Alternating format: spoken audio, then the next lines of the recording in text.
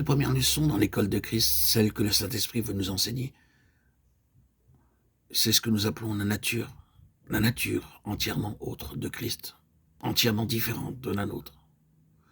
Cela pourrait être non seulement la première leçon, mais une leçon qui se continuera durant toute notre vie. C'est la chose par laquelle commence le Saint-Esprit, la nature de Christ entièrement autre de ce que nous sommes en nous-mêmes. Lisons l'évangile de Jean en ayant dans notre esprit cette seule pensée. Reprenons l'évangile de Jean, relisons-le tranquillement et sérieusement. Combien Christ est différent de ceux qui l'entourent, de ses disciples même. Nous pouvons passer de l'évangile de Jean à tous les autres évangiles en gardant cette même pensée. Ce serait une éducation pour nous, si le Saint-Esprit est avec nous, à mesure que nous lisons. Or, combien il est différent, absolument autre. Cette différence s'affirme toujours à nouveau. Vous êtes d'en bas, moi je suis d'en haut. Jean 8, 23. Il y a une différence, et cette différence crée un choc tout au long du chemin, un choc dans les jugements, un choc de mentalité, un choc de pensée, un choc d'idées, un choc de valeurs, un choc en tout, entre lui et les autres. Ses disciples eux-mêmes qui sont avec lui dans l'école, sa nature est différente.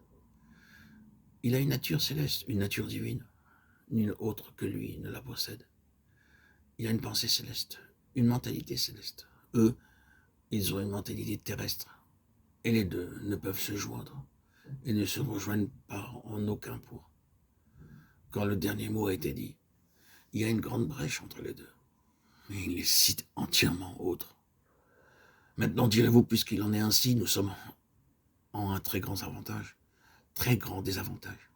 Mais il y a une chose, et nous en sommes une autre. Nous sommes bien désavantagés.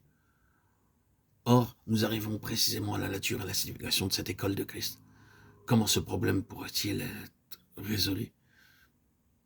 Eh bien, il se résout tout simplement de cette façon. Le Seigneur parle sans cesse d'un moment où il sera en eux et où eux seront en lui. Et lorsque ce moment sera venu, ils seront dans la réalité la plus intime et la plus profonde de leur tête, entièrement autres de ce qu'ils sont dans toutes les autres parties de leur être. C'est dire qu'il y aura en eux ce qui est Christ, ce qu'est Christ et tout ce qu'il est. Lui, absolument autre dans leur personne même, dans leur âme, dans leur corps. Ils seront entièrement différents de ce qu'il est, lui, au centre même de leur esprit. Or, ils penseront parfois que la meilleure affaire sera celle-ci. Mais celui qui, en eux, est entièrement autre, ne leur permettra pas de le faire. Ils penseront parfois que la chose la plus sage serait de ne pas faire ceci, cela.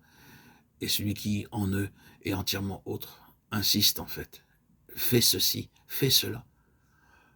L'homme extérieur dit, c'est une folie, je ne ferai que courir au désastre. L'homme intérieur reprend, il faut le faire, fais-le.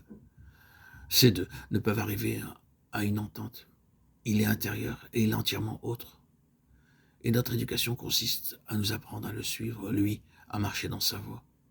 Si quelqu'un veut dire après moi qu'il renonce à lui-même et qu'il me suive, renoncer à nous-mêmes, à nos arguments, à nos jugements, à notre bon sens parfois, qu'il me suive. Et Christ sera toujours justifié.